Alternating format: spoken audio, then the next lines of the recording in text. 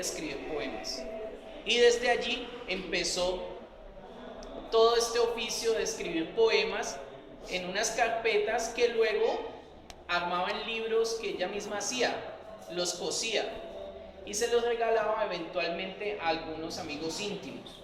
Entre esos, un presbítero puritano del que se dice que estuvo enamorada, pero el presbítero desde luego estaba casado, entonces fue un amor que quedó allí como platónico y que nunca se consumó, pero que cuando murió este presbítero ella sintió que había sido una gran pérdida.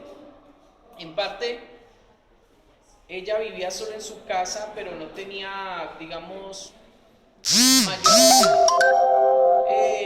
necesidad de decir que solo se iba a recluir. Fue cuando murió su padre, cuando murieron algunos de sus amigos íntimos, que decidió no volver a salir de su casa.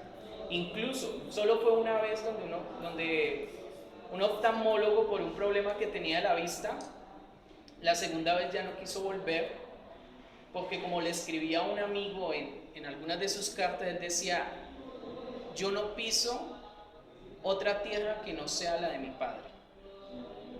Aquí vemos una figura también muy importante, que es la del padre, una influencia a veces benigna, como la muestra, concediéndole el permiso para que escribiera poemas, permitiéndole, digamos, de forma indirecta leer literatura que no era aprobada por los puritanos más radicales, pero que él mismo era el que se encargaba de llevarles.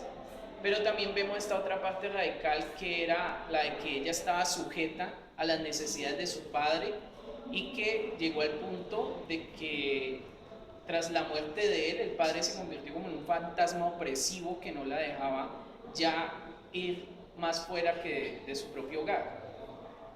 En esta época también decide comenzar a vestir de blanco. Se pone un vestido blanco todos los días y a las pocas visitas que recibe, siempre las recibe de esta forma.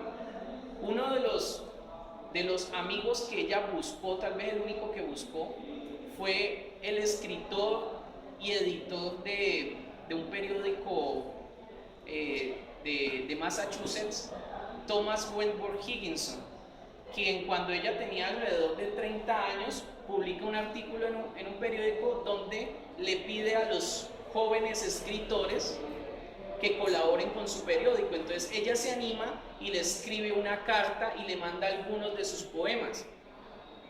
Esta correspondencia se da más o menos como desde 1862 hasta la fecha de muerte de Emily Dickinson, que fue en 1886. Ella murió de diferentes causas, entre eso un problema de riñones, murió ciega, ¿sí? Un problema también de la columna vertebral.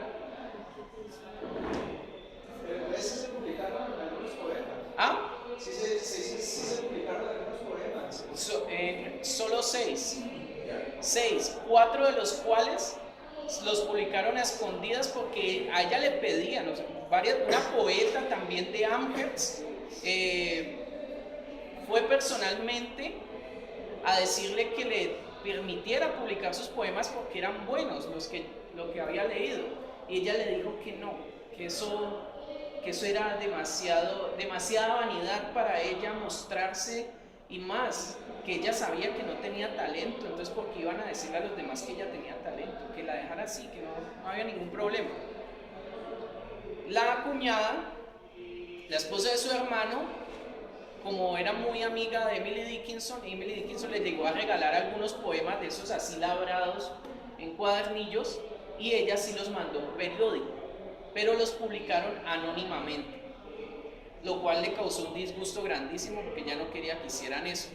Otros poemas se los publicó este señor, Thomas Wentworth Higginson, y les voy a leer la descripción que Higginson le hace a su esposa de la primera vez que visitó a Emily Dickinson, que es muy, muy, muy interesante.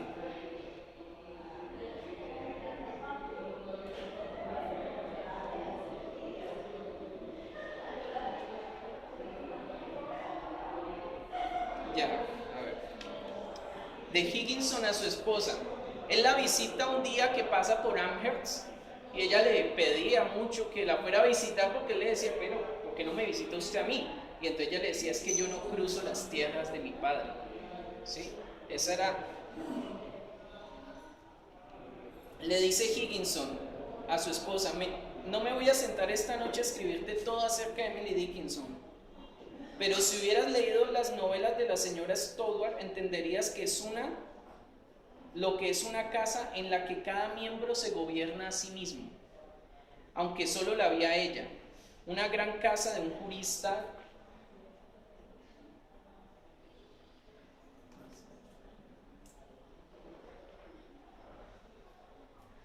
Hay un problema aquí que no me deja mostrar. Bueno, no sé por qué no quiere mostrar las imágenes.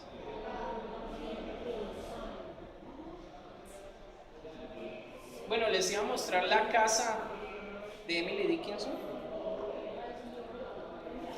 Una casa de un jurista del condado de ladrillo marrón con árboles enormes y un jardín. Le dejé mi tarjeta. Un recibidor oscuro y frío y un tanto estirado, unos cuantos libros y grabados y un piano abierto. Un paso alegre y corto como el de un niño hizo su entrada y se deslizó una mujer pequeña y poco atractiva, con 2 mechones lisos de pelo rojizo y una cara un poco a la vez no más fea, sin ningún rasgo bonito, escribe él, con un vestido muy sencillo y exquisitamente limpio, de piqué blanco y un chal de estambre azul. Se dirigió a mí con 2 lirios recién cortados que puso en mi mano como lo haría un niño y dijo, estos son mi presentación. Con una suave, asustada y entrecortada voz infantil, y añadió sin aliento, perdóneme por estar sobresaltada, nunca veo a extraños y apenas sé lo que digo. Pero enseguida empezó a hablar y a partir de ahí lo hizo continuamente y de forma respetuosa, a veces parándose a pedirme que hablase yo en lugar de ella, pero recomenzando enseguida,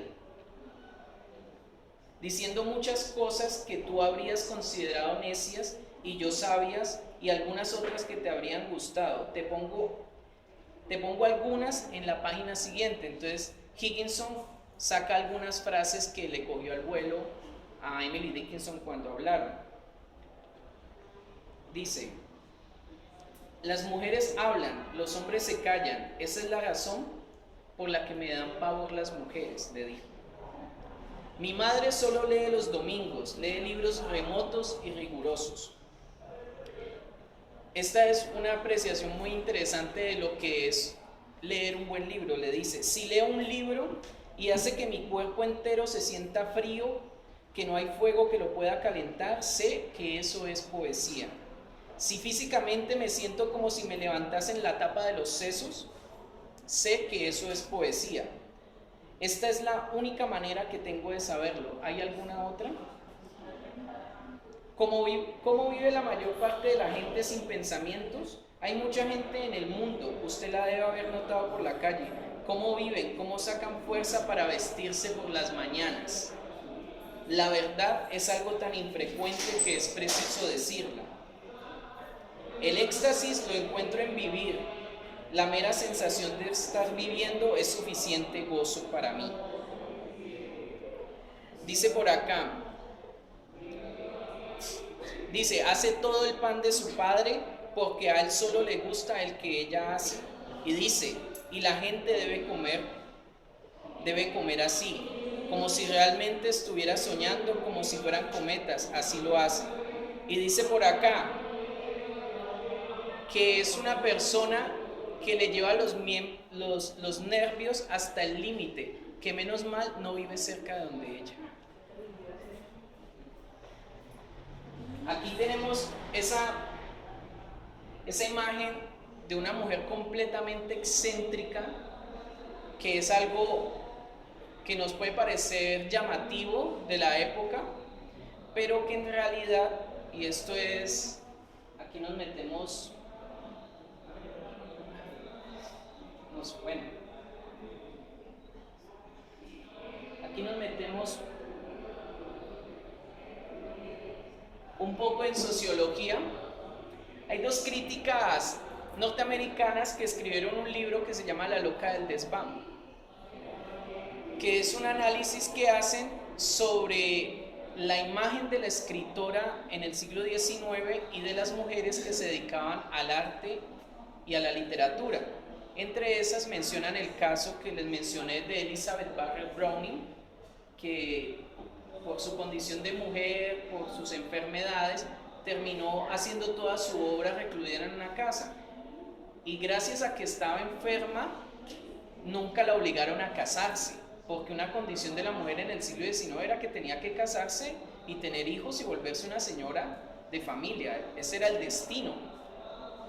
Pero ella, por la enfermedad, entonces nunca la obligaron a esto y pudo dedicarse completamente a la literatura. Entonces aquí estas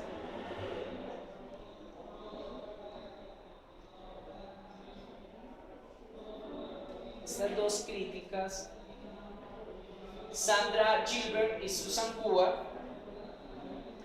nos dicen que aunque nos parezca llamativo que una mujer termine volviéndose loca al mismo tiempo que se vuelve artista, en realidad esto era una forma de escape de las condiciones tan limitadas que tenían las mujeres en el siglo XIX para poder dedicarse a otra cosa que no fueran las tres profesiones formales, tradicionales a las que podría dedicarse una mujer en el siglo XIX. Una era, desde luego, la vida religiosa, ¿sí? Emily Dickinson rechazó eso, como ya sabemos. La otra era casarse y ser una mujer de familia. Y la tercera era, desde luego, enloquecerse, ¿sí? Convertirse en una mujer por fuera y que por el hecho de ser estigmatizada de loca, de inmoral, de mujer fuera de control, entonces no le iban a imponer las obligaciones que sí tenían las mujeres, entre comillas, normales. Entonces, dicen estas dos críticas que muchas mujeres de la época optaron por esa opción de la loca para poderse dedicar a una vocación que sentían que no podían desarrollar si se dedicaban a religiosas o a mujeres de familia. Entonces tenemos muchos ejemplos, sobre todo ingleses, aunque algunas sí fueron realmente locas. Por ejemplo, el caso de Mary Lamb, la hermana de Charles Lamb, un gran ensayista inglés también del siglo XIX. Mary Lamb tenía la costumbre de enloquecerse y volverse asesina eventualmente, ¿sí? En uno de sus pequeños lapsus de demencia asesinó a su mamá, ¿sí?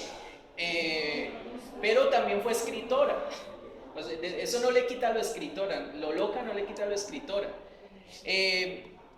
Mary Lamb, sin embargo, también estuvo sujeta a esa presión, ¿sí? De que o estaba condenada a un asilo para dementes, ¿sí? O estaba condenada a asumir un rol como de madre o de religiosa para poder cambiar sus opciones. La única que tuvo Mary Lamb fue que el hermano Charles Lamb, cuando estaba bien, se la llevaba para su casa, y cuando entraba en sus periodos de demencia, pues volvía y la recluía, y esto le permitió a ella, en medio de su periodo de demencia, porque fue una enfermedad que tuvo toda su vida, desarrollar algo de su obra. Estuvo ella, estuvo Elizabeth Barrett Browning, como vimos, que también por su enfermedad pudo dedicarse a la escritura. Sin embargo, cuando ella se enamoró de Robert Browning y tuvieron una correspondencia y se casaron a escondidas, su padre, cuando dejó de ser, ese es el otro rol que tenía la mujer, ¿no? Volverse la niña de la familia, es decir, la niña que era virgen, que era educada, que hacía caso absolutamente a todo lo que decían los padres. Ella era la que le permitían no casarse, que se quedara en la casa hasta que envejeciera y se muriera. Pero donde rompiera un poquito ese orden, le pasaba lo que le pasó a Elizabeth Barrett, que apenas se dieron cuenta que se casó con un poeta, la desheredaron. ¿Sí? Hasta luego.